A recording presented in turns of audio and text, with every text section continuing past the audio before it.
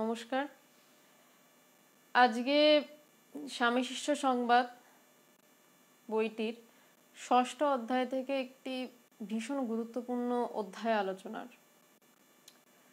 ভীষণ গুরুত্বপূর্ণ কেন বলছি, কারণ বইটির বাকি যে অংশ, সেই অংশটা বোধহয় দাঁড়িয়ে রয়েছে আজকের এই অধ্যায়টার উপরে। কারণ বইটির বাকি গোটা অংশ বলছি আজকে দাঁড়িয়ে রয়েছে বইটির আজকের এই অধ্যায়ের উপরে। তার কারণ বইটির আজকের অধ্যায়তে শিষ্য স্বামীজির থেকে দীক্ষা নিতে যাচ্ছেন। আচ্ছা, সব ঠিকঠাক আছে, থ্যাংক ইউ। শিষ্য স্বামীজির থেকে দীক্ষা নিতে যাচ্ছে এবং আমরা সবাই কম বেশি জানি যে আধ্যাত্মিক জগতে দীক্ষা একটা ভীষণ গুরুত্বপূর্ণ বিষয়। কেন গুরুত্বপূর্ণ বিষয় সেটা নিয়ে তো আজকে আলোচনা হবেই। স্বামী বিবেকানন্দ শিষ্যকে যা বলছেন, কেন দীক্ষা নেওয়া দরকার, বা শিষ্যই বা কেন হঠাৎ স্বামীজির থেকে দীক্ষা নিতে গেছেন, সেই সব নিয়ে তো আলোচনা হবেই। সেই সবগুলো বাদ দিয়েও বলছি, দীক্ষার কয়েকটি বিষয় রয়েছে। সেই প্রাথমিক শাস্ত্রীয় বিষয়গুলো নিয়ে আগে একটু কথা বলে নিই, তারপর আমি বইটায় ঢুকছি, স্বামী শিষ্য সংবাদে ঢুকছি। দীক্ষা মানে অনেকে বলতেই পারে, প্রথমত অনেকে বলে আমি যেহেতু মানে আমার বয়স কম এবং সায়েন্স নিয়ে পড়াশোনা করেছি, মডার্ন ছেলে মেয়েদের সাথে বেশি মিশেছি, তো অনেকের মধ্যে এরকম একটা ব্যাপার আমি দেখেছি যে দীক্ষা কেন নেব, আমি এমনি এমনি হয়ে যাবে। যারা আধ্যাত্মিক বিষয়ে ভালোবাসেন তাদের মধ্যেও আমি দেখেছি আমার গুরু লাগবে না। আমি নিজেও একসময় এই কথাটা বলতাম যে আমি গুরু টুরু জানি না, তার কারণ আমারও একটা সময় মনে হতো যে হ্যাঁ, মানে তখন আধ্যাত্মিক বিষয়ে আমি ছিলামই না, কিন্তু তাছাড়াও আমি দেখতাম সবাইকে যে হ্যাঁ এ দীক্ষা নিচ্ছে, এর গুরুকরণ হচ্ছে, যে না আমার গুরু লাগবে না। এককালে বলতাম, 10 বছর 15 বছর আগের কথা। ঠিক আছে, এবার দীক্ষা কেন দরকার সেটাতে আসছি। একটা ধরুন কেউ একজন ডাক্তারি পড়তে গেছে, ডাক্তারির বইগুলো তো ভীষণ মোটা মোটা এবং খুব জটিল হয়। আমি সব থেকে জটিল বিষয়টা নিয়ে কথা বলছি, মানে দেহর বিভিন্ন বিষয়, মানে তাও দেহতত্ত্বের পুরোটা জানা যায়নি, দেহে কোথায় কি রয়েছে যতটুকু জানা গেছে তাতেই অনেক ভীষণ জটিল বিষয়। তো বইতে কিন্তু সবই লেখা থাকে, মেডিকেল বইতে, এবং মেডিকেল বইগুলো মেডিকেল স্টুডেন্টরা কিন্তু কেনেনও, কিন্তু কিনে তাদের কিন্তু মেডিকেল কলেজে যেতে হয় এবং তাদের কাছে প্রথম থেকে হয়তো বিষয়টা খুব কঠিন লাগে, কিন্তু তারা মেডিকেল কলেজে ভর্তি হন, তাদের কোনো একজন টিচার, কোনো একজন ভুল বলছি, বেশ কয়েকজন টিচার তাদেরকে ওই মোটা বই থেকে থিওরিগুলো পড়ে বোঝান, আবার অপারেশন থিয়েটারে গিয়ে হাতে কলমে করে দেখান, তারা টিচারের সাথে হাতে কলমে করে, টিচারের সাথে তারা জিনিসগুলো বোঝে, পরীক্ষা দেয়, তারপর কিন্তু একটা ডাক্তার তৈরি হয়। তো এবার যদি আধ্যাত্মিক বিষয় আমরা বলি, যে শাস্ত্রে তো সবই লেখা রয়েছে, সবই তো বলাই আছে, তো আমার টিচার লাগবে না, আমি বসে করে ফেলবো। হয় না, কারণ একটা medical, engineering, chemistry, biology, what ever যাই পড়তে যাই না কেন, বা আর্টসের কোনো বিষয়ও যদি পড়তে যাই, আমার একজন শিক্ষক প্রয়োজন। তো এবার এখানেও তেমন গুরুর প্রয়োজন। এবার বলছে যে এই মাঝে দীক্ষার অনুষ্ঠানটা কেন, যেমন কলেজে ভর্তি হতে গেলে কিছু প্রসিডিওর লাগে না, যে হ্যাঁ আমি এই টিচারের আন্ডারে, যেমন কেউ যারা পিএইচডি করে, যে কোনো বিষয়ে যারা পিএইচডি করে, যে না আমি এই টিচারের আন্ডারে পিএইচডি করছি, একটা আনুষ্ঠানিক বিষয় লাগে। তেমনি দীক্ষা বিষয়টা তেমনই একটা, মানে আমি তুলনা করছি না, জাস্ট বোঝানোর জন্য বলছি, মানে কোথায় পিএইচডি আর কোথায় দীক্ষা দুটোর আকাশ পাতাল তফাৎ, যেটাতে বোঝানো সম্ভব আমি সেটাতে বোঝাচ্ছি আমার সাধ্য মতন, অবভিয়াসলি। তেমনি দীক্ষা এমন একটা বিষয় যেখানে যে হ্যাঁ আমি গুরুকরণ করলাম, এবং যার কাছে গুরুকরণ করলাম সেই গুরু আমাকে তিনি সংসারের পাড়ে নিয়ে যাবেন। এটাই কিন্তু দীক্ষার অর্থ। দীক্ষার অর্থ এই নয় দীক্ষা নিয়ে আমার প্রচুর টাকা পয়সা হয়ে যাবে, দীক্ষা নিয়ে আমার জীবনে একদম কুসুমাস্তীর্ণ, একদম ফুলে ফুল বিছিয়ে যাবে আমার জীবনে, আমি ওটার উপর দিয়ে হাঁটবো, নয়। দীক্ষার একমাত্র উদ্দেশ্য যে তুমি ব্রহ্মজ্ঞানের কত কাছাকাছি পৌঁছেছো, তোমার কি ব্রহ্মজ্ঞান হয়েছে, এইটা একমাত্র দীক্ষার উদ্দেশ্য এবং একমাত্র বিষয় যেটা গুরু শিষ্যের মধ্যে থাকে। এবং এটা মনে রাখার ভীষণ দরকার যে দীক্ষাকে আমরা অনেক সময় হালকা ছলে নিই বটে, কিন্তু আসলে কি হয় যে যখন কোনো গুরু কোনো শিষ্যকে দীক্ষা দিচ্ছে, গুরু যিনি দীক্ষা দিচ্ছেন তিনি তো ব্রহ্মজ্ঞানী এবং তিনি মুক্ত বলেই তিনি দীক্ষা দিতে পারেন। মানে কারুর একজন ব্রহ্মজ্ঞান হলো মানে অনেক মানুষের মধ্যে বলছে ঘুরি, এই কথাটা মানে এই লাইনটা আমি প্রায় বেশিরভাগ আলোচনাতেই হয়তো ব্যবহার করি, আবার করছি। বলছে ঘুড়ি লক্ষ্যে কাটে দু একজনা, আনন্দে তুই দেমা হাততালি।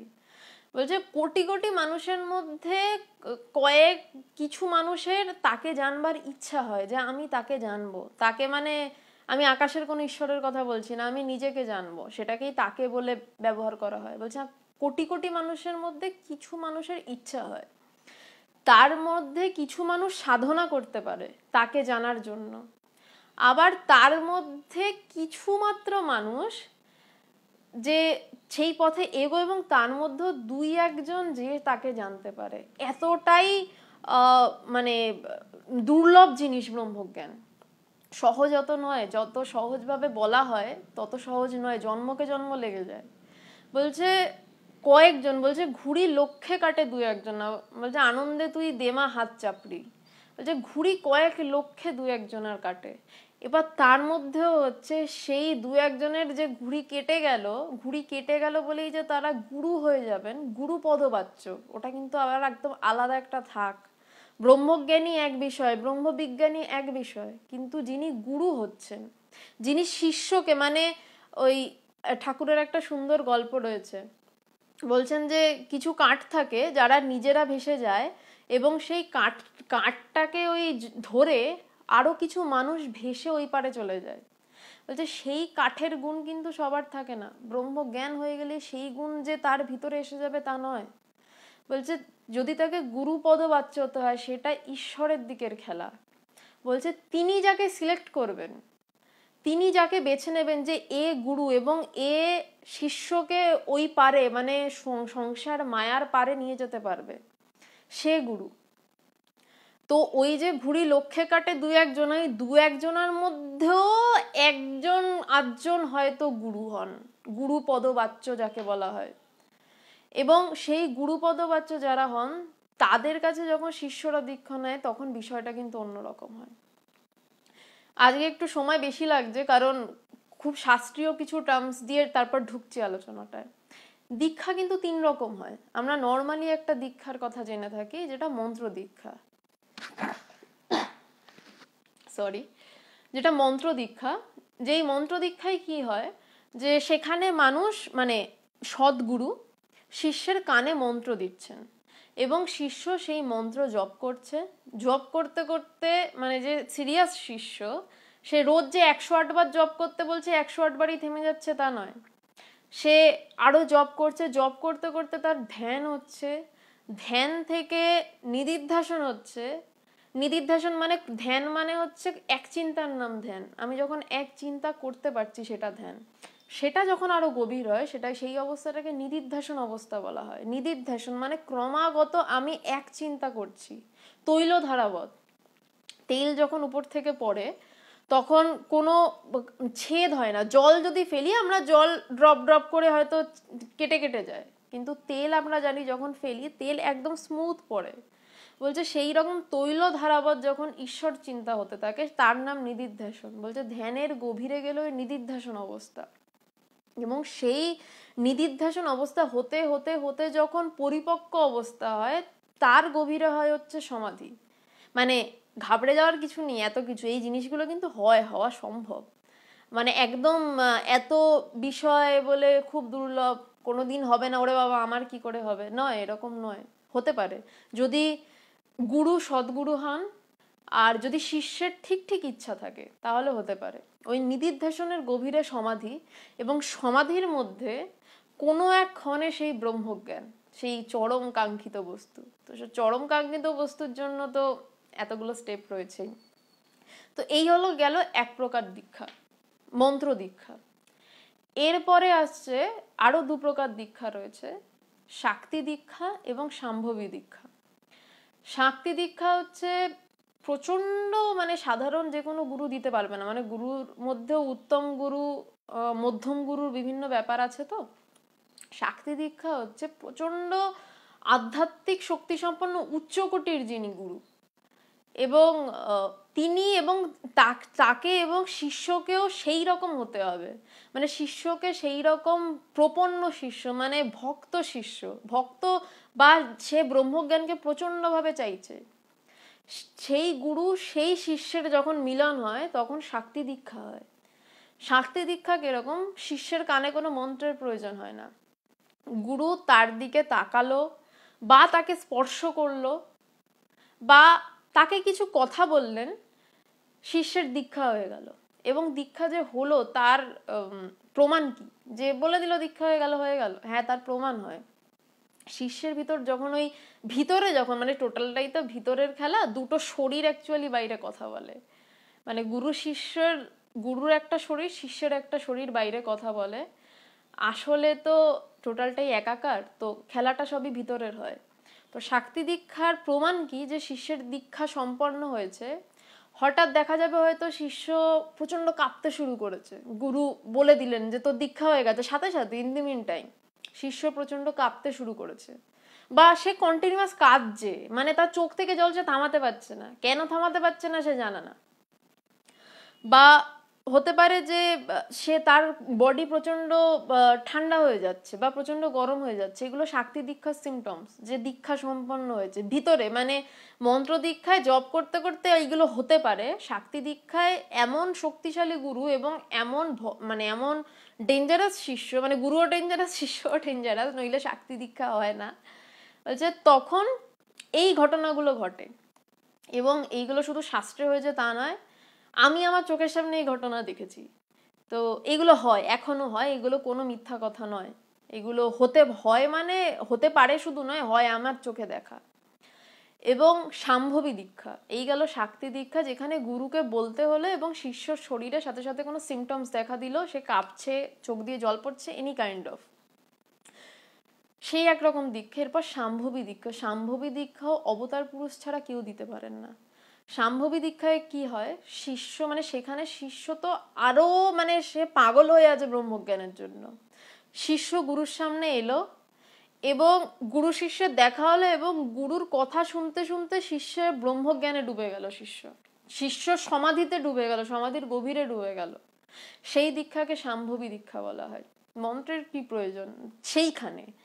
মন্ত্রটা তো সেই জন্যই প্রয়োজন যাতে শিষ্যের ভিতরে শক্তি সঞ্চার হয় এবং শিষ্য আস্তে আস্তে ওই জায়গায় ডুবে যায়। কিন্তু সাম্ভবী দীক্ষায় শিষ্য অটোমেটিক্যালি গুরুর সামনে যখনই যায় শিষ্য ডুবে যাচ্ছে।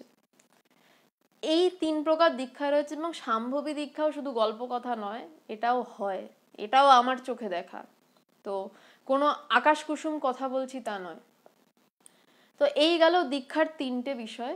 এবার আমি স্বামী শিষ্য সংবাদে ঢুকছি। সেখানে স্বামীজির কাছে শিষ্য শ্রী শরৎচন্দ্র চক্রবর্তী দীক্ষা নিতে এসছেন, এবং দীক্ষার যেই শ্রদ্ধা, কেন প্রথমে বললাম এই আজকের মানে আজকে যেই ঘটনাগুলো হবে তার উপরে আগামী জীবন দাঁড়িয়ে, কারণ এই দীক্ষার যেই মন্ত্র, সেই মন্ত্র জপ করতে করতেই তো শরৎচন্দ্র চক্রবর্তী সেই লেভেলের মানে মানে তিনি ততটা গভীরে ডুবেছেন, যতটা গভীরে ঢুকলে এরকম একটা বই লেখা যায়, এবং যে বই পড়ে বহু ছেলেমেয়ের মন পরিবর্তন হয়ে গেছে, তারা ব্রহ্মজ্ঞানের জন্য দৌড়েছে, তারা সংসার ছেড়ে বেরিয়ে গেছে, অনেক কিছু হয়েছে। তো দীক্ষার দিনের উপরেই কিন্তু সমস্তটা দাঁড়িয়ে। তো আজকে সেই ঘটনাটা কিছুটা পাঠ করছি, বা পাঠ করার সাথে সাথে আমার যতটা ক্যাপাসিটি আমি চেষ্টা করছি যতটা বোঝানো সম্ভব।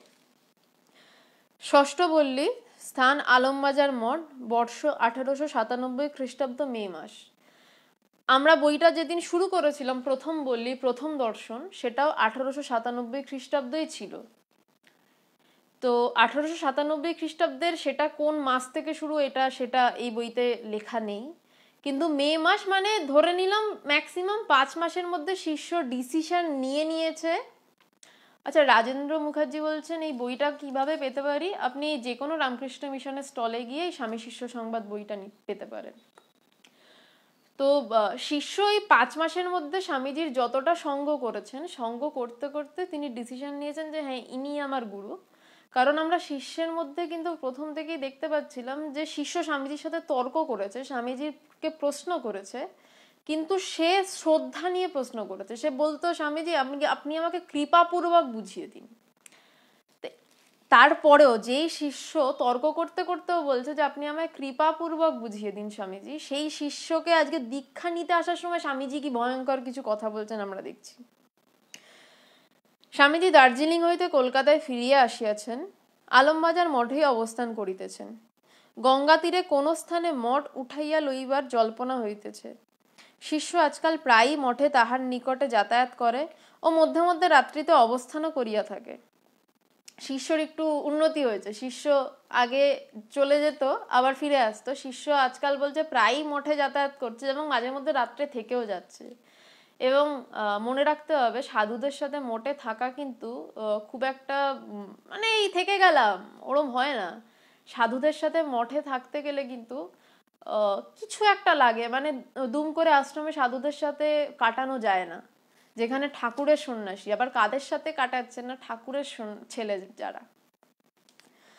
এবং শিষ্যের জীবনের প্রথম পথপ্রদর্শক নাগ মহাশয় তাহাকে মন্ত্র দীক্ষা দেন নাই এবং মন্ত্র গ্রহণের কথা তুলিলে স্বামীজির কথা পারিয়া তাহাকে বলিতেন, স্বামীজি মহারাজ জগতের গুরু হইবার যোগ্য।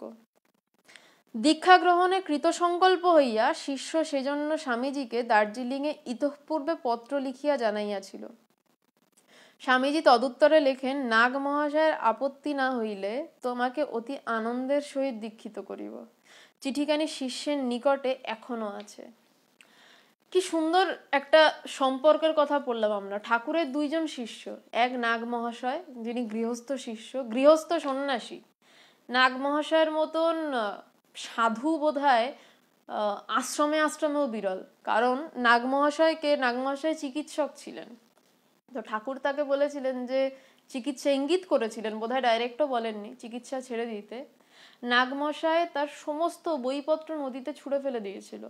নাগমশাই ভক্ত ছিলেন, মানে এত ভক্ত ছিলেন যে তিনি যখন বেলুড় মঠে যেতেন তাকে যেই প্রসাদ খেতে দিত না, তিনি ওই কলা পাতাটা শুদ্ধ খেয়ে নিতেন। সবাই ধরে বলতো, আরে কি করছেন, শুনলে উন্মাদ মনে হবে। আমারও মনে হয়েছিল বেশি বাড়াবাড়ি ভক্তির, কিন্তু পরে ধীরে ধীরে আমার মনে হয়েছে যে না, শাস্ত্রে বলছে যে যখন ভক্তির সেই প্লাবন ভিতরে আসে মানুষ উন্মাদবোধ হয়ে যায়, পাগল হয়ে যায় না। সেই পাগলামো আর ভক্তির পাগলামো আলাদা। তো নাগমশাই ওই কলা পাতা শুদ্ধ খেয়ে নিতেন। তো বলছে যে কি করছেন, বলছে না এতে ঠাকুরের এঁটো লেগে আছে। মানে কিভাবে ভালোবাসে ঠাকুরকে। এবং তিনি বাড়িতে থাকতেন, তিনি ঠাকুর বলেছিলেন তাকে অতিথি সেবা করতে। তিনি চিকিৎসা করতেন না, কিন্তু অতিথি সেবার টাকা কোথা থেকে আনাতেন তিনিই জানেন। এবং তিনি এত ভক্ত ছিলেন যে স্বামীজিরা তাকে বারবার রিকোয়েস্ট করেছিল যে আপনি বেলুড় মঠে এসে থাকুন, কিন্তু নাগমশাই বলেছিলেন না, ঠাকুর আমাকে ঘরে থাকতে বলেছেন। ঠাকুর দেহ রেখেছেন, তারপরও যখন স্বামীজিরা বলছে বেলুড় মঠে আসুন আপনি, বলছে না, ঠাকুর আমাকে ঘরে থাকতে বলেছেন। তিনি এই রকম গুরুগত প্রাণ ছিলেন। আমার একটা ঘটনা মনে পড়ছে, ঠাকুর যখন দেহত্যাগ করেন, মানে গুরুর দেহত্যাগ যারা সত্যি সত্যি তাকে ভালোবাসে, তো মানে শিষ্যের জীবনে সব চলে গেল আর কি। মানে শিষ্যের ব্রহ্মজ্ঞান হোক ছাই না হোক, গুরু চলে যাওয়া মানে শিষ্য জানে আর কেউ নেই আমার জন্য পৃথিবীতে। তো সেখানে নাগমশাই প্রায় 4-5 দিন পরে স্বামীজিরা নাগমশাইয়ের বাড়িতে গিয়ে দেখছেন লোকটা কিছু খায়নি, না খেয়ে পড়ে রয়েছে। স্বামীজিরা গিয়ে বলছে যে আমাদের কিছু ভিক্ষা দিন, মানে নাগমশাইকে খাওয়ানোর জন্য। স্বামীজিরা তো কোনো সন্ন্যাসী নয়, নরেন্দ্রনাথ দত্ত আরো বেশ কিছু ছেলেরা মিলে ঠাকুরের কাছে যারা আসতেন, বলছে আমাদের ভিক্ষা দিন নাগমশাই, আপনি কিছু খাবার বানান, আমরা খাবো। নাগমশাই তখন উঠে লজ্জায় বলছে, আহা তোমরা কিছু খাওনি? তারপর কপাল ঠুকে বলছেন, অমন সোনার মানুষ চলে গেল, আমি খাই কি করে? 4-5 দিন হয়ে গেছে সে পড়ে রয়েছে, সে কিছু খাচ্ছে না। তারপর নাগমশাই রান্না করে স্বামীজিরা জোর করে নাগমশাইকে খাওয়ায়। এরকম ভক্ত ছিল নাগমশাই। আর যার কথা হয়তো অত বেশি ফ্লারিশ হয়নি, স্বামী বিবেকানন্দকে যেভাবে সবাই জানে। এই যে শিষ্য শ্রী শরৎচন্দ্র চক্রবর্তী, এ তো পূর্ব বাংলার লোক। তো নাগমশাইও বাংলাদেশের মানুষ, মানে এখন তো বাংলাদেশ আর ভারতবর্ষ, তখন অবিভক্ত ভারতবর্ষ। তো বাংলাদেশে এই নাগমশাইয়ের কাছেই শিষ্য প্রথমে যেত এবং নাগমশাইয়ের কাছে গিয়ে সে প্রথম দীক্ষা চেয়েছিল। যে বলছে আমার প্রথম পথপ্রদর্শক উনি ছিলেন, কিন্তু নাগমশাই দিয়ে দিতে পারতেন তো দীক্ষা। যে সে তো গুরু হয়ে যেত, কিন্তু না, এই যে বললাম নাগমশাই যেহেতু ঠাকুর তাকে দীক্ষা দেওয়ার কথা কখনো বলেননি, নাগমশাই দেননি। নাগমশাই মানে এটা নিজে হোমড়া চোমড়া হতেই পারতেন, কিন্তু এমন এমন ভক্ত এবং এমন তার আধ্যাত্মিকতার লেভেল, সে তাকে বলছে না স্বামীজির কাছে যাও, সে জগতের গুরু হইবার যোগ্য। সে কিন্তু দীক্ষা দিল না, সে ছেলেটাকে পাঠিয়ে দিল যাদেরকে ঠাকুর নির্দেশ করেছিলেন। মানে যে দীক্ষা দিচ্ছে সে তো মহান, আর যে দীক্ষা দিচ্ছেন না, পাঠিয়ে দিচ্ছেন যে না ওর কাছে দীক্ষা নাও, সেও মহান।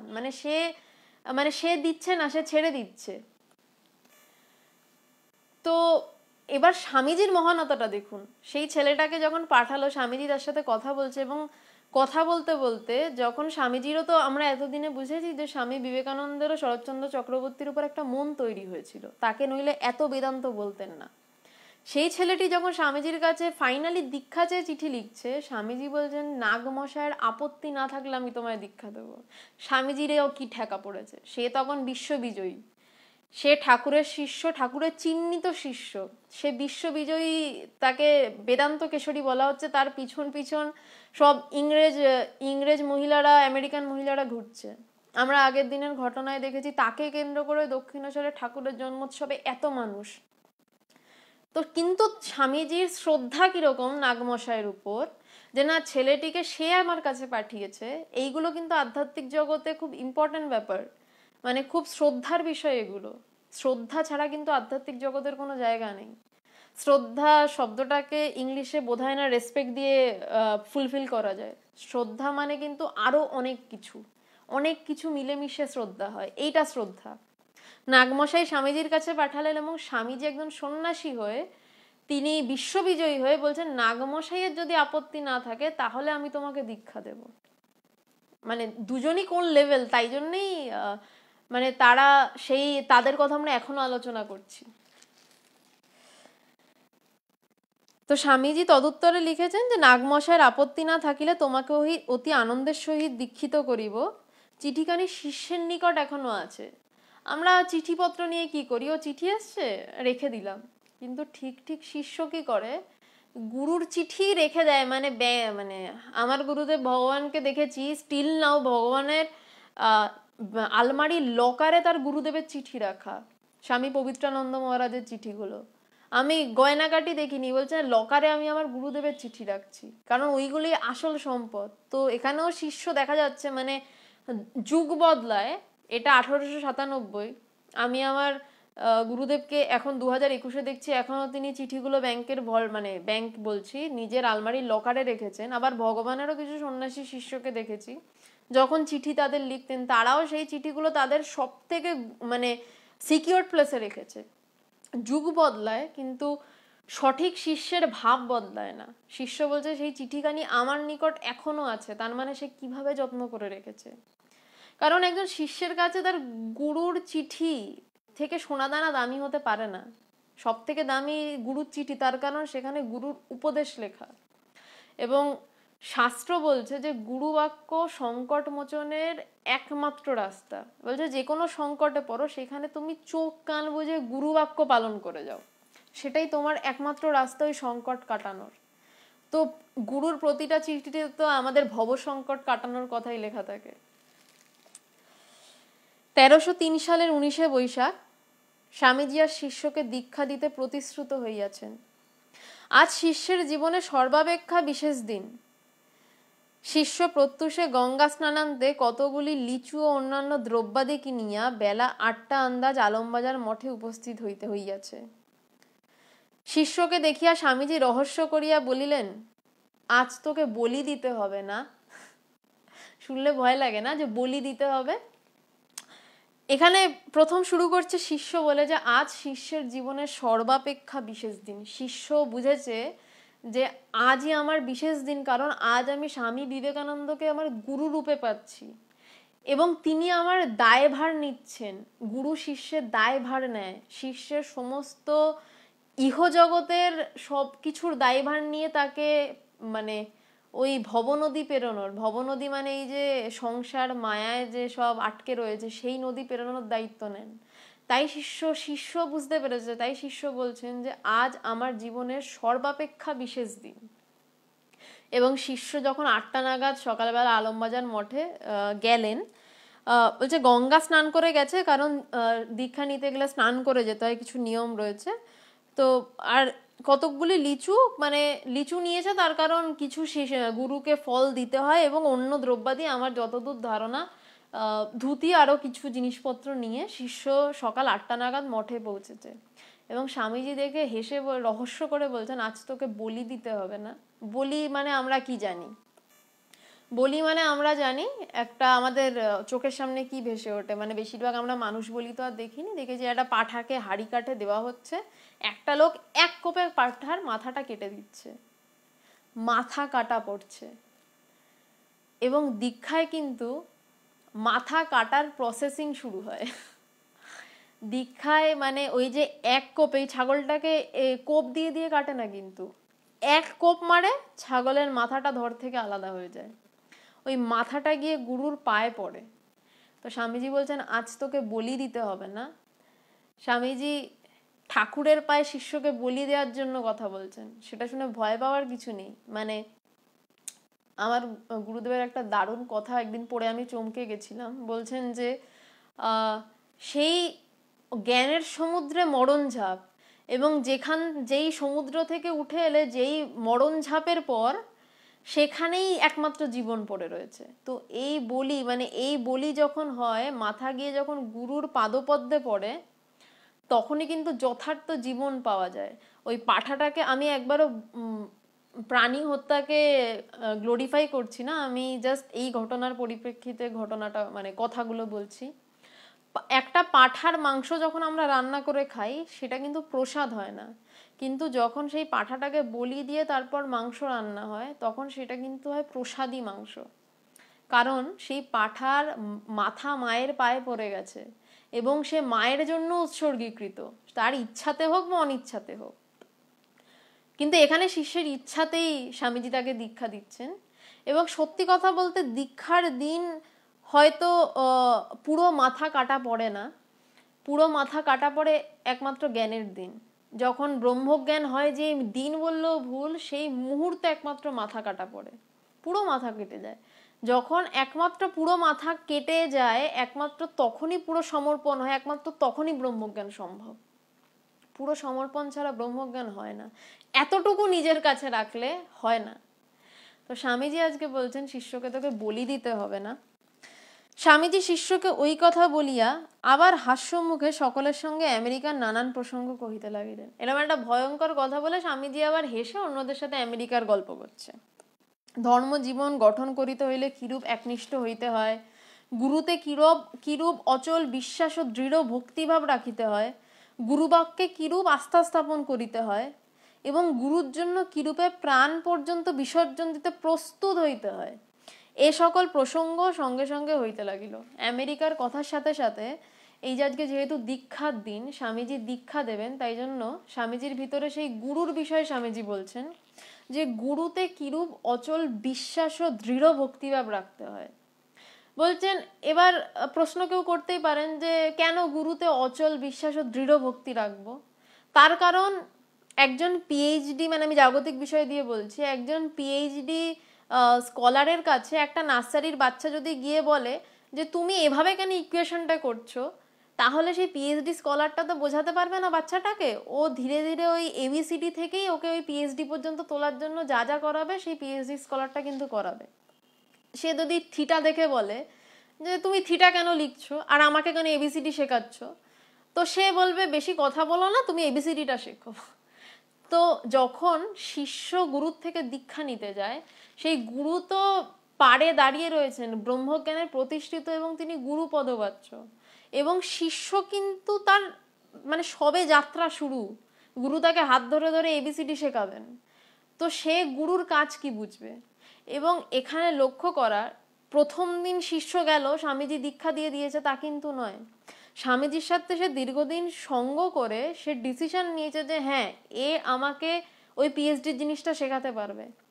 তারপর কিন্তু সে স্বামীজিকে বলেছে, এবং তারপর স্বামীজি দীক্ষা দিচ্ছেন। তো তাকে কিন্তু প্রথমে এটা বিশ্বাস করতে হবে যে হ্যাঁ ইনি আমার গুরু এবং ইনি আমাকে সেই সংসার পারে নিয়ে যেতে পারেন। এবার যদি বলেন যে কেন বিশ্বাস করব, তা একটা সহজ কথা বলি, যে মানুষ যখন বিয়ে করে তখন বিয়ে করার সময় কিন্তু সে এটাই বিশ্বাস করে তার 7 জন্মের বন্ধন, সে 7টা পাকটা ঘুরে অনেক কিছু করে।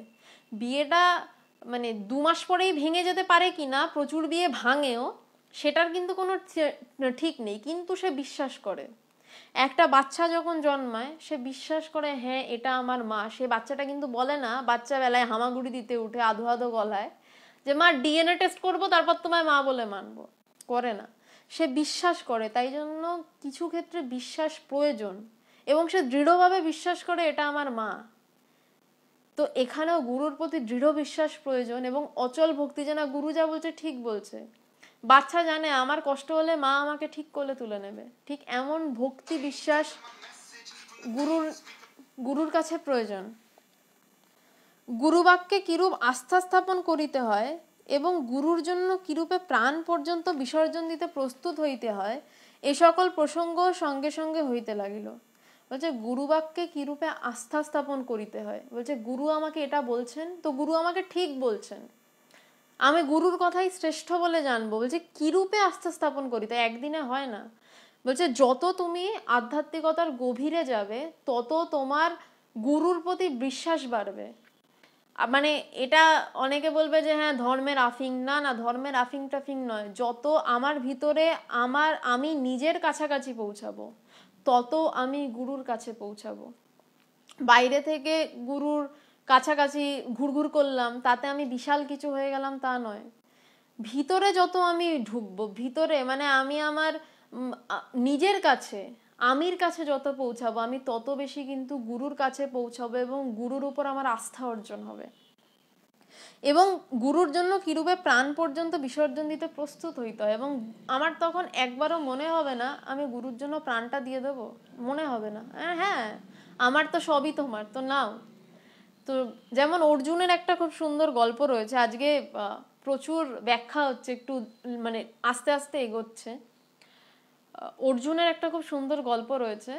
একবার দ্রোণাচার্য, অর্জুনদের যিনি অস্ত্র শিক্ষা দিতেন, তো দ্রোণাচার্যকে তার ছেলে অশ্বত্থামা বলছে যে তুমি সবাইকে ছেড়ে অর্জুনকে কেন এত ভালোবাসো, অর্জুন কি এত শিষ্য তোমার রয়েছে, 100 জন ছেলে, এরা 5 জন, তার মধ্যে অর্জুন করো কেন? তো দ্রোণাচার্য কিছু বলেননি। পরের দিন যখন স্নান করতে গেছেন তো দ্রোণাচার্য তার মানে মন্ত্র শক্তি বলে একটা কুমির সৃষ্টি করেছে এবং যেই কুমিরটা দ্রোণাচার্যকে ধরে খেতে যাচ্ছে এবং সমস্ত শিষ্যরা পাড়ে দাঁড়িয়ে চিৎকার চেঁচামেচি করছে এটা দেখে। একমাত্র অর্জুন কোনো প্রাণের মায়া কথা না ভেবে, সে জলে ঝাঁপিয়ে পড়ে গুরুকে বাঁচাতে গেলে বাঁচাতে পারবে কিনা এত কিছু না ভেবে সে আগে জলে ঝাঁপিয়ে পড়লো এবং তারপর দেখছে কুমিরটা মায়া। এবং তখন দ্রোণাচার্য বললেন যে দেখেছো আমি কেন অর্জুন করি, এই শিষ্য আমার জন্য প্রাণ পর্যন্ত বিসর্জন দিতে পারে, শিষ্যের ভালোবাসা এইরকম। তো বলছে এরকম হতে হবে, এই জায়গায় যেতে হবে। এবার এটা বলতেই পারেন যে দেওয়া নেওয়ার সম্পর্ক, না দেওয়া নেওয়ার সম্পর্ক না, একমাত্র পৃথিবীতে বোধহয় গুরু শিষ্যের সম্পর্কেই কোনো দেওয়া নেওয়া থাকে না। এটা ঠিক বলে যুক্তি দিয়ে আমি বোঝাতে পারবো না। যারা হয়তো মানতেও পারবেন না তারা হয়তো শুনে রাখুন, কোনোদিন গিয়ে হয়তো এই কথাটা জীবনে টের পাবেন যে একদম যে কোনো স্তরে দাঁড়িয়ে, মানে নিম্ন স্তর উচ্চ স্তর বাট এবার যে কোনো স্তরে দাঁড়িয়ে আমি একটা কথা বলতে পারছি, আমি এই শব্দটার পিছনে বলছি না, আমি আমার সাধ্য মতন বলছি, এটাই কথা, পৃথিবীতে একমাত্র গুরু শিষ্যের সম্পর্কে কোনো স্বার্থ থাকে না, এই একমাত্র সম্পর্ক, আর বাকি সব সম্পর্কে স্বার্থ থাকে। অনন্তর শিষ্যকে কতকগুলি প্রশ্ন করিয়া তাহার হৃদয় পরীক্ষা করিতে লাগিলেন। বলছে এরপর শিষ্যকে কতগুলো প্রশ্ন করে স্বামীজি শিষ্য হৃদয় পরীক্ষা করছে, মানে সে শিষ্য দীক্ষা নিতে এসছে তারপরও স্বামীজি টেস্ট করছে তৈরি তো। শিষ্যকে প্রশ্ন করছেন, আমি তোকে যখন যে কাজ করতে বলবো তখনই তা যথাসাধ্য করবি তো? যদি গঙ্গায় ঝাঁপ দিলে বা ছাদের উপর থেকে লাফিয়ে পড়লে তোর মঙ্গল হবে বুঝে তাই করতে বলি, তাহলে তাও অবিচারে করতে পারবি তো? বুক কাঁপতে পারে শুনে যে গুরু বলছেন যে আমি যদি তোকে বলি যে গঙ্গায় ঝাঁপ দে বা ছাদের উপর থেকে লাফ মার, গঙ্গায় ঝাঁপ দিলে আমরা তো জানি মরে যাব, ছাদের উপর থেকে লাফ মারলে তো আমরা জানি মরে যাব। তো বলছে এটাও যদি আমি তোকে করতে বলি তোর মঙ্গল হবে বুঝে, তুই নির্বিচারে করতে পারবি তো, তুই বিচার করতে পারবি না কিন্তু। মানে শিষ্য গুরুকে ঝাঁপ দিতে বললো, গুরু মানে সরি ভুল বললাম, গুরু শিষ্যকে ঝাঁপ দিতে বললেন এবং শিষ্য দাঁড়িয়ে ভাবছে ঝাঁপ দিলে আমি পড়বো, মরবো না বাঁচবে। বলছে এত কিছু না, বলছে নির্বিচারে অবিচারে করতে পারবি তো, বলছে কোনো বিচার নয়, গুরুর কথায় বিচার করো না। আজকের পর্বটা একটু কঠিন, মানে আমি যুক্তিতর্কে যাচ্ছি না, আজকের বিষয়টা একদম খোঁজ সম্পর্কের কথাই বলছি, গুরু শিষ্যের সম্পর্ক। গুরু শিষ্যের সম্পর্কে বিচার আসে না। বলছে ঝাঁপ দিতে বললাম দিবি, সেকেন্ড অবধি দাঁড়ানো যাবে না, হবে তো, পারবি তো, এখনো ভেবে দেখ, নইলে সহসা গুরু বলে গ্রহণ করতে এগুসনি। স্বামীজি বলছেন যে মানে এতটাই কিন্তু গুরু শিষ্যের সম্পর্ক কঠিন এবং এতটাই বিশ্বাসের উপর দাঁড়িয়ে এবং এতটাই সুন্দর। বলছেন যে ওই চট করে আমরা বললাম যে ভাবছি গুরুকরণ করব, ওই করলে একটু কিছু নিয়ম পালন করতে হবে, গুরুকরণ করেই নি, দীক্ষা নিয়েই নি, অনেকে আমরা ভেবে থাকি বা বলে থাকি, কিন্তু নয়। বলছে যে গুরুকরণ ঠিক ঠিক কি, স্বামীজি বলছেন যে আমি যদি তোকে গঙ্গায় ঝাঁপ দিতে বলি, ছাদের উপর থেকে লাফ দিতে বলি, অবিচারে করতে পারবি তো, বলছে নইলে, বলছে তা ভেবে দেখ যদি না পারিস তাহলে কিন্তু সহসা গুরু বলে গ্রহণ করতে এগোস না। বলছে না পারলে কিন্তু আমাকে দীক্ষা নিস না, তুই আমাকে গুরু বলে অ্যাকসেপ্ট করিস না, যবে পারবি তবে নিবি। কারণ যদি এই মনোভাব না থাকে গুরুর প্রতি, তাহলে দীক্ষা নিয়ে লাভের লাভ কিছু হয় না, ওই মন্ত্রটাই থাকলো আর কি, জপ করছি, হয়তো কোনো জন্মে গিয়ে হয় আর কি, এক জন্মে এরম হয়ও না, কোনো জন্মে গিয়ে হয়। এইরূপে কয়েকটি প্রশ্ন করিয়া স্বামীজি শিষ্যের মনের বিশ্বাসের দৌড়টা বুঝিতে লাগিলেন। শিষ্য নতশিরে পারিব বলিয়া প্রতি প্রশ্নের উত্তর দিতে লাগিল। শিষ্য কিন্তু এই যে এই প্রশ্নগুলো ভয়ঙ্কর, যে গঙ্গায় ঝাঁপ দিতে পারবি বিচার না করে, শিষ্য কিন্তু উদ্ধত মস্তকে মানে মাথা উঁচিয়ে অহংকারের সাথে হ্যাঁ পারবো বলছেন না। শিষ্য এখানেও সুন্দর, শিষ্য নত শিরে পারিব বলিয়া সব প্রশ্নের উত্তর দিচ্ছে। শিষ্য মাথা নামিয়ে শ্রদ্ধার সাথে বলছে হ্যাঁ পারবো, তার মধ্যে অহংকার নেই, তার মধ্যে আমি হিরোইজম নেই, আমি করে দেখিয়ে দেব না, সে শ্রদ্ধা করে মাথা নামিয়ে গুরুর কাছে বলছে যে হ্যাঁ পারবো। একজন মানে যে হয়তো এখন খুব একটা আধ্যাত্মিক পথে নিয়ে, আমার সাথে তার একটা সময় আলাপ হয়েছিল, সে আমাকে একটা খুব সুন্দর কথা বলেছিল, সেই কথাটা আমার সারা জীবন মনে থাকবে। তারপর সে হয়তো অন্যদিকে স্ক্যাটার্ড হয়ে যেতে পারে। সে বলেছিল যে গুরুর সাথে কখনো গলা তুলে কথা বলবি না, গুরুর সাথে সবসময় শ্রদ্ধা ভরে কথা বলবি, গলা নামিয়ে কথা বলবি। তো এই যে উপদেশটা সে আমাকে দিয়েছিল, তাকেই আমি পরে দেখেছি যে গুরুর সাথে গলা তুলে কথা বলতে, কারণ উপদেশ দিলেই সেটা যে পালন করা যায় তা তো নয়। তো আমি যে মানে এই উপদেশটা আমার জীবনে প্রচন্ড কাজে লেগেছে। আমি দেখেছি যে আমাকে বলেছিল, মনে আছে, যে গুরুর সাথে কথার কনফ্লিক্ট হতে পারে, গুরুর কথা না বুঝতে পারিস, কিন্তু কখনো গলা তুলে কথা বলবি না গুরুর সাথে। তো সে পরে হয়তো গলা তুলে কথা বলেছে, ঈশ্বরের কৃপায় আমার এখনো অত দুর্ভাগ্য হয়নি, চাইবো এই জীবনে না হোক।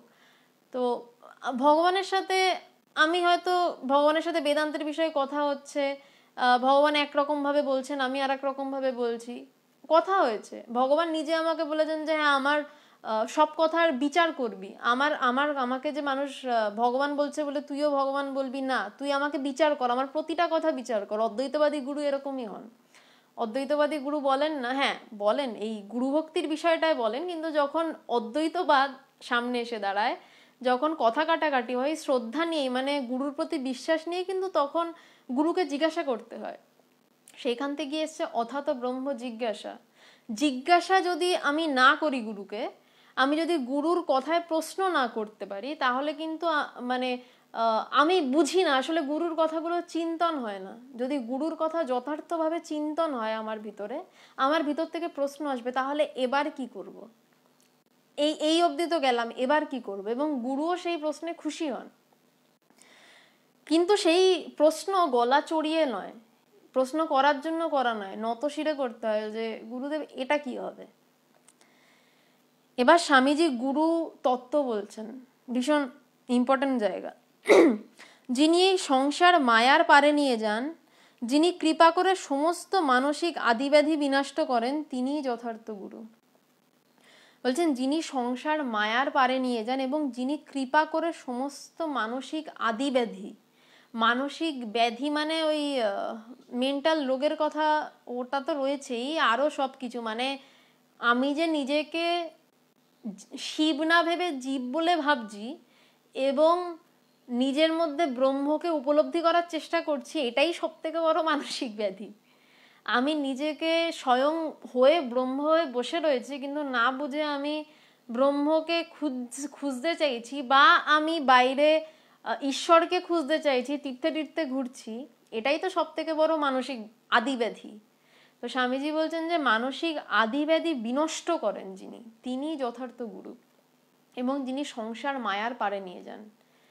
এই যে সংসার মায়াটা কি, সংসার মানে কিন্তু বাইরের এই আমার একটা ঘর, এই ঘর দেখা যাচ্ছে, পিছনে বই দেখা যাচ্ছে, এইটা সংসার নয়। আমি নিজেই একটা সংসার। মানে আমি ঘুম থেকে উঠি, আমার চিন্তাগুলো আমার সাথে ওঠে, তারপর আমি দাঁত মাজতে যাই, বাথরুমে যাই, রান্না করি, হোয়াট এভার, বই পড়ি, সেটাই কিন্তু আমার সংসার। আমার সংসার মানে কিন্তু একটা বাড়ি আর একটা মানুষ দুজন একসাথে থাকা এরকম নয়। সংসার মানে হচ্ছে আমি নিজে এবং আমার চিন্তাটাই আমার সংসার। তো স্বামীজি বলছেন যিনি আমাকে এই সমস্ত চিন্তার পারে নিয়ে যান। চিন্তার উৎসমুখটা কোথায়? চিন্তা ক্রমাগত তো ভিতর থেকে উঠছে। যেই চিন্তাগুলোর জন্য কিছু বাইরে কাজ হচ্ছে, যে মানে চিন্তার ফলে আমি কিছু বাইরে পড়াশোনা শুরু করছি, এটা করছি সেটা করছি, আবার হয়তো কিছু করছি না, কিন্তু ভিতরে ওই চিন্তার জাল বোনা রয়ে যাচ্ছে। তো বলছেন যিনি কৃপা করে এই সবের পারে নিয়ে যান, ওই চিন্তাগুলো যেখান থেকে উঠছে, পারে মানে কি, চিন্তাগুলো যেখান থেকে উঠছে। আধ্যাত্মিক জগতে অদ্বৈতবাদের যারা পথিক, যেহেতু আজকে অদ্বৈতবাদ নিয়েই কথা হচ্ছে, বলছেন যে যারা অদ্বৈতবাদের পথিক তারা উজান পথের পথিক। গঙ্গা তুমি কোথা হইতে আসিয়াছ, বলছে মহাদেবের জটা হইতে। আমরা সেই ছোটবেলায় জগদীশচন্দ্র বসুর ওই বই গল্পটা পাঠ্যে ছিল, গঙ্গা তুমি কোথা হইতে আসিয়াছ। বলছেন যে সমস্ত যে ওই গঙ্গার ওই যে সমস্ত উজান পথ, মানে ওই যে সমস্ত ঢেউ আসছে, ওই সমস্ত ঢেউকে একদম সরিয়ে একদম গোমুখে যাওয়া, একদম ওই চিন্তা স্রোত, ওই চিন্তার দিকে তাকালে টের পাওয়া যায় ওই নদীর স্রোত আর কি, আর চিন্তা স্রোত কি মারাত্মক। বলছে এই সমস্ত স্রোতকে ঠেলে কোনো ক্রমে, ওই কোনো ক্রমেই বলছি, অত সহজ তো নয়, কোনো ক্রমে ওই গোমুখে যাওয়া, ওই গঙ্গার যেদিকে ঢেউ বইছে ওদিকে যাওয়া সোজা, কিন্তু ওই উজান ঠেলে ওই গোমুখ পৌঁছানো কিন্তু কঠিন।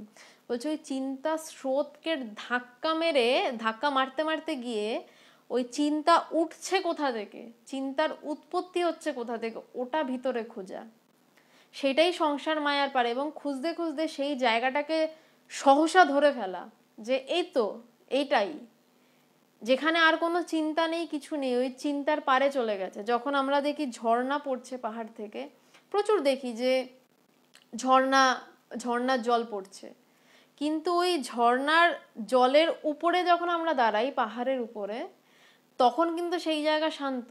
ওই আমরা তখন উপর থেকে বসে দেখতে পারি যে ঝর্ণার জলটা নিচে সশব্দে পড়ছে, কিন্তু উপরটা শান্ত, আস্তে আস্তে জল এসে পড়ছে। তো ওই উপরটায় যিনি নিয়ে যান, ওই আমাদের ভিতরেও ওই উপরের জায়গাটা আছে, শুধু জল পড়ছে ওরকম নয়, উপরের জায়গাটা রয়েছে, উপরটায় যিনি নিয়ে যান তার নাম গুরু। আগে শিষ্যরা সমিত প্রাণী হয়ে গুরুর আশ্রমে গমন করত। গুরু অধিকারী বলে বুঝলে তাকে দীক্ষিত করে বেদ পাঠ করাতেন এবং কায় মনো বাক্য দণ্ডরূপ ব্রতের চিহ্ন স্বরূপ ক্রীড়াবৃত্ত মৌঞ্জি মেখলা তার কোমরে বেঁধে দিতেন। ওইটা দিয়ে শিষ্যরা কৌপিনেটে বেঁধে রাখত। সেই মৌঞ্জি মেখলা স্থানে পরে যজ্ঞসূত্র বা পৈতে পড়ার পদ্ধতি হয়। বলছেন যে গুরু যদি, আগে শিষ্যরা গুরুগৃহে যেত, আগের কথা, বৈদিক যুগের কথা বলছেন, বলছে শিষ্যকে যদি গুরু অধিকারী বলে বুঝতেন, এই যেমন মানে গেলেই দীক্ষা দিয়ে দেবে এরকম কিন্তু নয়, অধিকারী হওয়ার প্রশ্ন রয়েছে, যে আমি কি দীক্ষা পেতে পারি।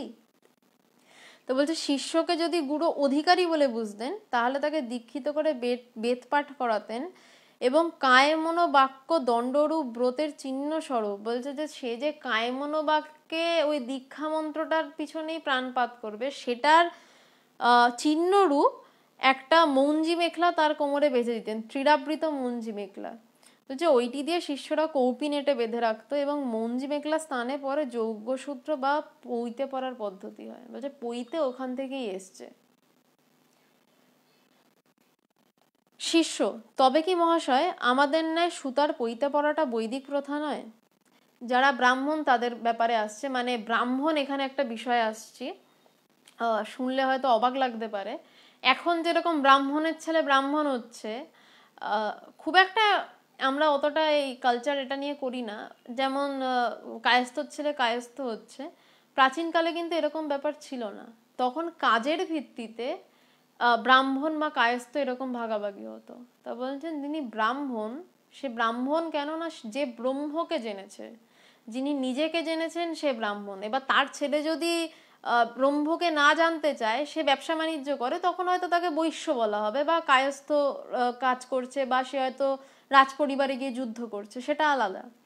কিন্তু ব্রাহ্মণের ছেলে হলেই ব্রাহ্মণ হবে তা কিন্তু নয়। আর ব্রাহ্মণ মানে সেই যে যার ওই পৈতেটা রয়েছে এবং সে ব্রহ্মকে জেনেছে, এটা বুঝতে হবে। এবং সে ব্রহ্মকে জানার চেষ্টা করছে, বা এবং ব্রহ্মকে যিনি জেনেছেন তিনিই যথার্থ ব্রাহ্মণ। এবং পৈতে থাকা মানে বলছে পরে ওই পৈতের প্রচলন এসছে যে সে চেষ্টা করছে জানার। তো শিষ্য বলছে যে আমাদের যে এখন যে শিষ্য ব্রাহ্মণ ছিলেন, বলছে আমরা যে পৈতে পড়ি সেটা কি বৈদিক প্রথা নয়? তো স্বামীজি বলছেন বেদে কোথাও সুতোর পৈতের কথা নাই। স্মার্ত ভট্টাচার্য রঘুনন্দনও লিখেছেন अस्मिन्नेव সময়ে যজ্ঞসূত্রং পরিধাপায়েত। সুতোর পৈতের কথা গভীর গৃহসূত্রেও নেই। গুরু সমীপে এই প্রথম বৈদিক সংস্কারই শাস্ত্রে উপনয়ন বলে উক্ত হয়েছে। তো স্বামীজি বলছেন যে একটু প্রাচীন কথা হচ্ছে, বলছে যে বেদে কোথাও সুতোর পৈতের কথা নেই, এবং এটা এখন যে উপনয়ন বলে এটা বলা হয়। মানে আমরা সবাই জানি, আমি ডিটেলসে যাচ্ছি না। যখন পৈতে হয় কারোর, এখন যারা ব্রাহ্মণের ছেলে তারা তো ব্রাহ্মণ হিসেবেই, তখন যাদের পৈতে হয় তখন ওই উপনয়নের সময় ওই উপনয়নটাকেই পৈতে বলছে আর কি। কিন্তু আজকাল দেশের কি দুরবস্থাই না হয়েছে, শাস্ত্রপদ পরিত্যাগ করে কেবল কতগুলো দেশাচার লোকাচার ও স্ত্রী আচারে দেশটা ছেয়ে ফেলেছে। তাই তো তোদের বলি, তোরা প্রাচীনকালের মতন শাস্ত্রপদ ধরে চল, নিজেরা শ্রদ্ধাবান হয়ে দেশে শ্রদ্ধা আনয়ন কর। নচিকেতার মতন শ্রদ্ধা হৃদয় আন, নচিকেতার মতন জমলোকে চলে যা আত্মতত্ত্ব জানবার জন্য, আত্মা উদ্ধারের জন্য। এই জন্ম মরণ প্রহেলিকার যথার্থ মীমাংসার জন্য যমের মুখে গেলে যদি সত্য লাভ হয়, তাহলে নির্ভীক হৃদয় যমের মুখে যেতে হবে। ভয়ই তো মৃত্যু। কি সাংঘাতিক কথা বলছেন স্বামীজি। এবং শুধু এটা স্বামীজি এই সময় শিষ্যকে বলছেন তা নয়, প্রাচীনকালের একটা গল্প রয়েছে, ওটা আমি আগেও বলেছি, আজকেও খুব শর্টে বলছি। কঠোপনিষদের কথা, এই যে যমলোকের কথা, এবং এই শ্রদ্ধা শব্দটাও কিন্তু কঠোপনিষদ থেকে এসছে। কঠোপনিষদেই ব্যবহার হয়, শ্রদ্ধাবান লাভতে জ্ঞানম, নচিকেতার সম্পর্কে বলা হয়েছিল। তো নচিকেতা একদম বাচ্চা একটা ছেলে। তো তার বাবা ব্রাহ্মণ, তার বাবা না, তার বাবা ব্রাহ্মণ না, তার বাবা একটা যজ্ঞ করছেন। তো যজ্ঞের পরে ব্রাহ্মণদেরকে কিছু দান করতে হয়। তো তার বাবা কতগুলো হাড় জিরজিরে গরু নিয়ে ব্রাহ্মণদেরকে দিচ্ছে। এবার হাড় জিরজিরে গরু দিচ্ছেন কেন? কারণ তিনি বিষয়ী মানুষ, তার ফলে তার গরুদানের পুণ্যটাও হচ্ছে, কিন্তু আবার যে হাড় জিরজিরে গরু সেটাকে ইউজও করা হয়ে যাচ্ছে। এবার ব্রাহ্মণরা বুঝবে গরুটাকে নিয়ে কি করবে। কিন্তু নচিকেতা তো বাচ্চা, সরল হৃদয়, সে কিন্তু বাবাকে প্রশ্ন করলো যে যে বাবা তুমি যে গরুগুলো দিচ্ছ এতে ওদের কি লাভ, এ তো মরেই যাবে। তো বারবার যখন এরকম প্রশ্ন করছে, তখন নচিকেতার বাবা খেপে গেছেন, খেপে গিয়ে বলছেন যে তুই যমের মুখে যা। তো এবার নচিকেতা ওইটুকু ছেলে, সে বাবার কথা সত্য পালন করার জন্য মানে যমলোকে পাড়ি দিয়েছে। এবং তখন সত্যযুগ বা কিছু একটা ভালো যুগ ছিল, যেখানে মুখ থেকে কথা কষলেই সেটা কার্যে পরিণত হতো, এখন অতটা তো হয় না। তো বাবা বলেছে, এবং নচিকেতার নিথর দেহ পড়ে রয়েছে, নচিকেতা যমলোকে হাজির। তো গিয়ে শুনেছে। এবার আর একটা বিষয়, যম যে শুধু মৃত্যুর দেবতা তা নয়, যম কিন্তু প্রখর জ্ঞানী, এবং তিনি ধর্ম দেবতাও তাকে বলা যায়, মানে বলা হয়, মানে জ্ঞানেরও তিনি দেবতা। জ্ঞানের দেবতা হয় না মানে হিন্দু শাস্ত্রে অনেক কিছুই বর্ণনা করা হয়েছে, তাই বললাম। তো সেখানে গিয়ে দেখছে যমরাজ নেই। তো সে যমরাজের জন্য ওয়েট করছে, যমরাজের জন্য। তার হৃদয়ে ভয় নেই, এবং সে জানে যমের কাছে জ্ঞানের ঠিকানা রয়েছে। তো সেখানে যম কিছুদিন পর যখন এসছেন, তো বলছে বাচ্চা ছেলে চলে এসছে, তুমি চলে যাও। তো নচিকেতা যেতে চাইছে না। তো তখন নচিকেতাকে বলছে তুমি কি চাও? তো বলছে আমি ব্রহ্মজ্ঞান চাই। তো চট করে তো গুরু শিষ্যকে ব্রহ্মজ্ঞানের কথা কিছুতেই বলবেন না। তো এবার যমরাজ নচিকেতাকে অনেক করে ভোলাচ্ছে, বলছে তোমাকে আমি বর দিচ্ছি, তোমাকে আমি দীর্ঘ জীবন দেব, তোমাকে। তো তখন নচিকেতার ওই প্রশ্ন উত্তরগুলো ভীষণ সুন্দর। আমি আগেও একটা আলোচনায় বলেছিলাম বোধহয় এই পেজেরই, যে ওই কঠোপনিষদটা পারলে পড়বেন, খুব সুন্দর প্রশ্ন উত্তর। এবং নচিকেতা এবং যমের কথা, নচিকেতাকে যম মানে সরাতে চাইছে ব্রহ্মজ্ঞানের দিক থেকে, কারণ বাচ্চা ছেলে কি এখন। তো বলছে যে তোমাকে আমি দীর্ঘ জীবন দেব। নচিকেতা বলছে সেই দীর্ঘ জীবন কি অনন্ত? যদি অনন্ত না হয় আপনি আমায় সেই অনন্ত জ্ঞানের সন্ধান দিন, যা জানলে আমি অনন্ত জীবন লাভ করব। আবার যম তাকে কাটানোর জন্য বলছে যে তোমাকে আমি খুব মানে সুন্দরী সুন্দরী মেয়ে দান দেব, যেই মেয়েরা, এবং একটি সুন্দর রথ দান করব, সেই রথে তুমি বসে সেই মেয়েরা চারদিকে তোমায় ঘিরে থাকবে। মানে কামনার কথা বলছে, যে সেই সুন্দরী মেয়েরা তোমার চারপাশে ঘিরে থাকবে, তোমাকে সুন্দর গান বাজনা শোনাবে, তুমি ফিরে যাও। নচিকেতা প্রলুব্ধ হচ্ছে না, যম তাকে সরাতে চাইছে জাগতিক বিষয় বলে। তখন নচিকেতা বলছেন যে না, আমি যদি আমি সেই যে সুখের কথা বলছেন, সেই সুখ কি অনন্ত? যদি অনন্ত না হয় তাহলে আমাকে সেই অনন্তের সন্ধান দিন, যেটা জানলে আমার আর কিছুর দরকার পড়বে না এবং আমি অনন্ত সুখী থাকবো। খুব সুন্দর কনভারসেশন গুলো। তো ফাইনালি নচিকেতার কাছে যমরাজ দেখেন যে না, এই শিষ্য সিরিয়াসলি জানতে চায়। তখন নচিকেতাকে যমরাজ, মানে নচিকেতা শ্রদ্ধা দেখে যমরাজ তাকে ব্রহ্মজ্ঞানের কথা বলে এবং নচিকেতা জ্ঞানী হয় এবং নচিকেতাকে আবার তিনি ফেরত পাঠান পৃথিবীতে। তো স্বামীজি বলছেন যে নচিকেতার মতন যমলোকে চলে যা আত্মতত্ত্ব জানবার জন্য, আত্মা উদ্ধারের জন্য, এই জন্ম মরণ প্রহেলিকার যথার্থ মীমাংসার জন্য যমের মুখে গেলে যদি সত্য লাভ হয়, তাহলে নির্ভীকভাবে তাই যা। বলছে যদি আত্মজ্ঞান লাভের জন্য মৃত্যুর মুখে দাঁড়িয়ে থাকতে হয়, বলছে তাই যা, কারণ এটাই একমাত্র উদ্ধার। কারণ ওই মৃত্যুটাই, ওটা মৃত্যু নয়, ওটাই যথার্থ জীবন। বলছে নচিকেতার মতো নির্ভীক হ। তারপর সব থেকে আর একটা ইম্পর্টেন্ট কথা বললেন, যে নিজেরা শ্রদ্ধাবান হয়ে দেশে শ্রদ্ধা আনয়ন কর। বলছে আগে নিজেরা শ্রদ্ধাবান হ। কারণ ওই যে বললাম বাক্যটা, শ্রদ্ধাবান লভতে জ্ঞানম, বলছে যে শ্রদ্ধাবান সেই জ্ঞান লাভ করতে পারে। বলছে নচিকেতার মতন শ্রদ্ধাবান হয়ে দেশের মানুষকে শ্রদ্ধাবান কর, শুধু নিজেরা শ্রদ্ধাবান হয়ে বসে থাকিস না, মানুষকেও জানা। ভয়ই তো মৃত্যু, ভয়ের পরপারে যেতে হবে, আজ থেকে ভয় শূন্য হ, যা চলে আপনার মোক্ষ পরার্থে দেহ দিতে।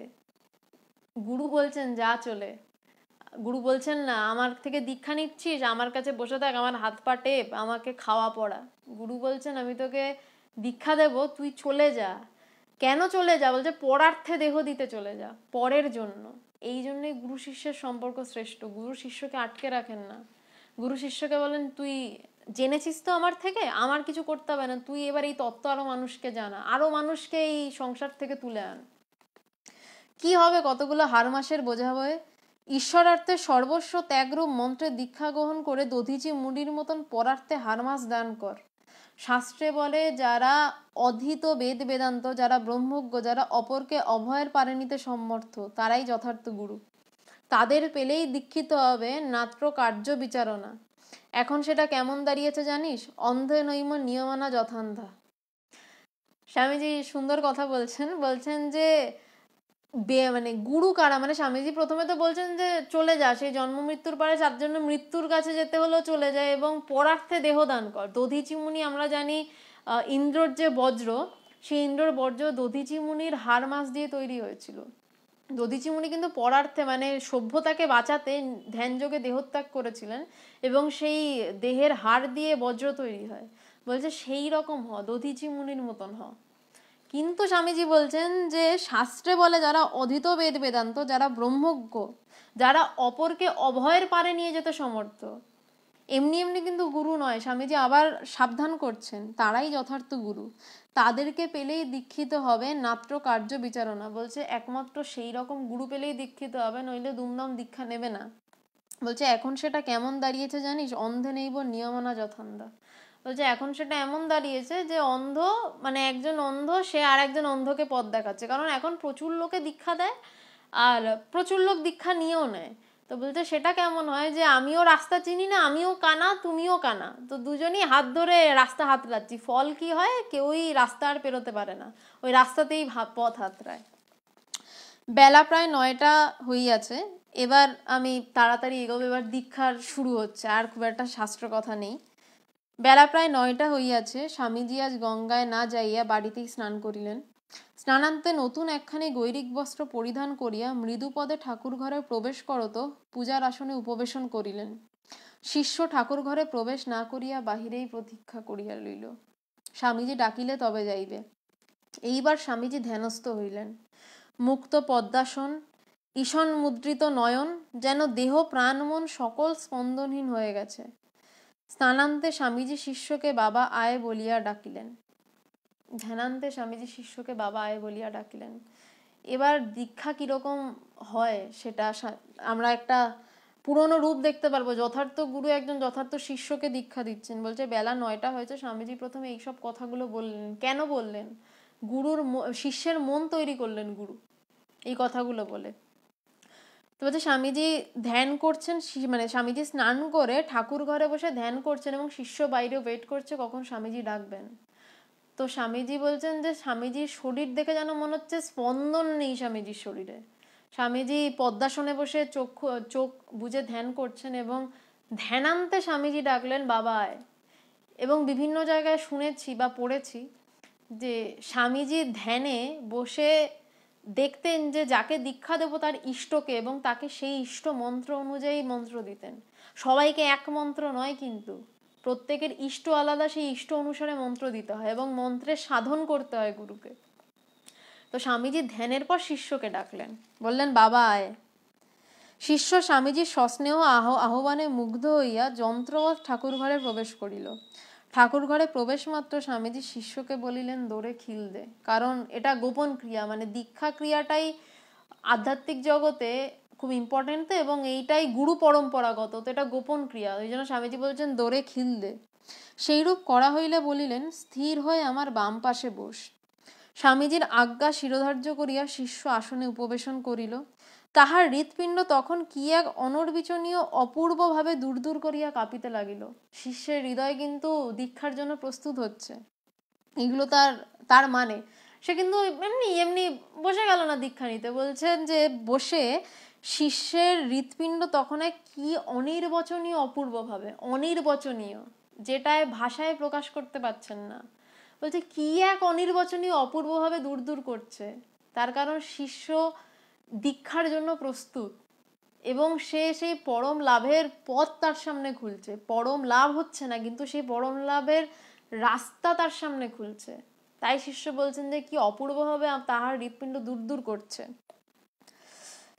অনন্তর স্বামীজি তাহার পদ্মহস্ত শিষ্যের মস্তকে স্থাপন করিয়া শিষ্যকে কয়েকটি গুহ্য কথা জিজ্ঞাসা করিলেন এবং শিষ্য ওই বিষয়ের যথাসাধ্য উত্তরদান করিলে মহাবীজ মন্ত্র তাহার কর্ণমূলে 3 বার উচ্চারণ করিলেন এবং পরে শিষ্যকে 3 বার উহার উচ্চারণ করিতে বলিলেন।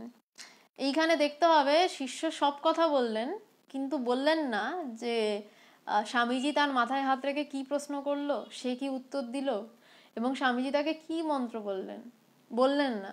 অনেক কিছু বলছেন, কিন্তু এইটা আসল, এইটা ক্রিম বললেন না, কারণ এইটা গোপনী। সব কিছু বলে দিতে নেই, কারণ একটা খুব সুন্দর কথা রয়েছে স্বামীজির, তাহাই পবিত্র যাহা ব্যক্তিগত। কিছু জিনিস ব্যক্তিগত রাখতে হয়, কিছু জিনিস শুধু গুরু শিষ্যের মধ্যে থাকে, আর কেউ জানে না, কোনো গুরু ভাই বোনও জানে না। গুরুর সাথে তার একটা ব্যক্তিগত বিষয়, এইটা সেই ব্যক্তিগত, সেই আসল জায়গাটা। এবং পরে শিষ্যকে স্বামীজি তার কানে বীজ মন্ত্র 3 বার উচ্চারণ করলেন এবং পরে শিষ্যকে 3 বার উহার উচ্চারণ করতে বললেন। অনন্তর সাধনা সম্বন্ধে সামান্য উপদেশ প্রদান করিয়া স্থির হইয়া অনিমেষ নয়নে শিষ্যের নয়ন পানে কিছুক্ষণ চাহিয়া রইলেন। শিষ্যের মন এখন স্তব্ধ একাগ্র হওয়ায় সে এক অনির্বচনীয় ভাবে স্থির হইয়া বসিয়া রহিল। দীক্ষা এমনি এমনি নয়, কিন্তু বসে বসে চট করে দীক্ষা দেওয়া হয়ে গেল নয়। প্রথমে স্বামীজি গুরু নিজে ঢুকলো, সে ধ্যান করলো, করে শিষ্যকে ডাকলো, তার মাথায় হাত দিয়ে প্রশ্ন করলো, বিভিন্ন গোপন প্রশ্ন, শিষ্য তার উত্তর দিল।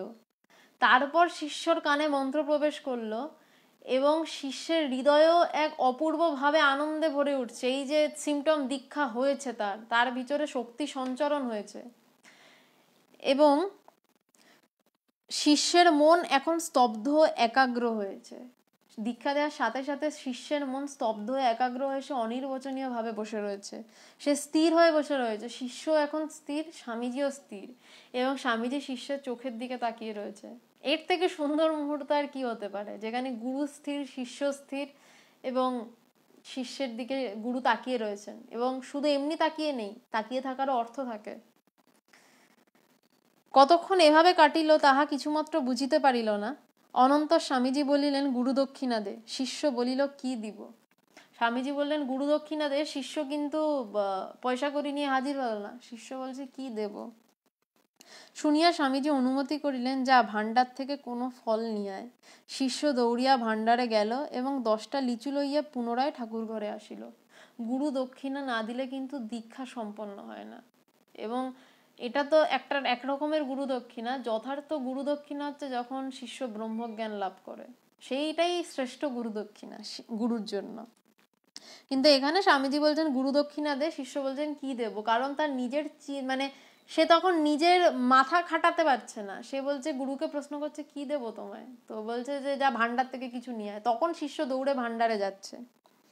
স্বামীজির হস্তে সেগুলি দিবা মাত্র তিনি একটি একটি করিয়া সেইগুলি সমস্ত খাইয়া ফেলিলেন এবং বলিলেন, যা, তোর গুরু দক্ষিণা দেয়া হয়ে গেল। শিষ্য ঠাকুর ঘরে যখন স্বামীজির নিকট দীক্ষিত হইতেছিল, তখন মঠের অপর এক ব্যক্তি সহসা দীক্ষিত হইতে কৃতসংকল্প হইয়া দ্বারের বাহিরে দণ্ডায়মান ছিলেন। স্বামী শুদ্ধানন্দ তখন ব্রহ্মচারী রূপে মঠভুক্ত হইলেও ইতঃপূর্বে তান্ত্রিক দীক্ষা গ্রহণ করেন নাই। শিষ্যকে অদ্য ওইভাবে দীক্ষিত হইয়া দেখিয়া তিনিও এখন ওই বিষয়ে উৎসাহিত হইয়া উঠিলেন এবং দীক্ষা গ্রহণ করিয়া শিষ্য ঠাকুর ঘর হইতে নির্গত হইবা মাত্র ওই ঘরে স্বামীজির নিকট উপস্থিত হইয়া আপন অভিপ্রায় জ্ঞাপন করিলেন। স্বামীজিও স্বামী শুদ্ধানন্দের আগ্রাতিশয্য দেখিয়া ওই বিষয়ে সম্মত হইয়া পুনরায় পূজার আসর গ্রহণ করিলেন। স্বামীজির এক ব্রহ্মচারী শিষ্য ছিলেন শুদ্ধানন্দজি, বোধহয় তখন শুদ্ধ চৈতন্য বা এই ধরনের কিছু নাম ছিল। বলছে তিনি আগে মঠভুক্ত হয়েছেন, কিন্তু এইভাবে দীক্ষা গ্রহণ করেননি। তিনি শিষ্যকে এইভাবে দীক্ষা নিতে দেখে স্বামীজির কাছে, তিনি শিষ্য বেরোনোর সাথে সাথে স্বামীজির কাছে দৌড়ে গেছে, স্বামীজি আমাকেও দীক্ষা দিন। এবং স্বামীজি রাজি হয়েছেন এবং স্বামীজি আবার পুজোর আসনে বসলেন। ও দীক্ষা দিন, আচ্ছা তুই বসে পর, দীক্ষা দিয়ে দিচ্ছি নয়, স্বামীজি আবার তার জন্য আলাদা করে পুজোর আসনে বসলেন। তো দীক্ষা বিষয়টা এতটাই পবিত্র, এতটাই সুন্দর, এবং দীক্ষা দিয়ে যে গুরু শিষ্যের সম্পর্ক তৈরি হয় সেটা এতটাই অপূর্ব। এবং দীক্ষা সম্পন্ন হলে তার ভিতর সিমটমস আসে। দীক্ষা নেওয়া হয়ে গেল, ওই তো আমার দীক্ষা হয়ে গেছে, এবার দুহাত তুলে নাচি, আর কিছু করার দরকার নেই। কাউকে জিজ্ঞাসা করলে, হ্যাঁ দীক্ষা হয়েছে তো, দীক্ষা নিয়ে আপনার কি হলো? না আমি রোজ 108 বার জপ করি। না, এরকম নয়। দীক্ষা নিলে এই রকম হয়। দীক্ষা নেওয়ার পরে ওই বলছে কায় মনোবাক্য এই মন্ত্রের পিছনে পড়ে থাকতে হয়। দীক্ষা নেওয়ার একমাত্র কারণ যে আমার সামনে ব্রহ্মজ্ঞানের রাস্তা খুলে গেল, আমার গুরু রয়েছে যিনি আমাকে হাত ধরে নিয়ে যাবেন সেই সংসার মায়ার পারে, ঝর্ণার উপরে, যেখানে নিচের ওই কোলাহল নেই এবং উপরে বসে শান্তিতে সবটা দেখা যায়। উপরে বসে এই নয় যে ঝর্ণার আনন্দ উপভোগ হয় না, সব দেখা যায়, শান্তিতে দেখা যায়। আজকে এই অবধিই থাক। ভীষণ কঠিন একটা বিষয় নিয়ে আলোচনা করলাম। প্রত্যেক দিনই প্রায় যুক্তি তর্ক নিয়ে আলোচনা থাকে, আজকে খুব একটা যুক্তি তর্কের বিষয় নিয়ে আলোচনা করিনি। বিশ্বাস, গুরু শিষ্যের সম্পর্ক, এগুলো যুক্তি তর্কের ঊর্ধ্বের সম্পর্ক। তো আজকে এই অবধিই থাক। একজন প্রশ্ন করেছেন, একজন ব্যক্তি কি 4টে বর্ণের অধিকারী হতে পারে? চাইলে হতে পারে। সে ব্রহ্মজ্ঞানী হলে, যদি সে ব্রহ্মজ্ঞানী হয়, সে চাইলে সব বর্ণেরই অধিকারী হতে পারে। তার কাছে কোনো কাজই আর না করার মতন থাকে না। আর বিশেষ কোনো প্রশ্ন আজকে এসছে বলে আমি দেখলাম না। আপনারা জানাবেন কেমন লাগলো। আর যদি কারোর কোনো প্রশ্ন থেকে থাকে তো পরে শুনলে কমেন্ট বক্সে লিখে রাখবেন। পরের লাইভটা আবার যেরকম শিডিউল অনুসারে বৃহস্পতিবার সন্ধে 8টায় আমি চেষ্টা করব সেই উত্তর দেওয়ার। নমস্কার।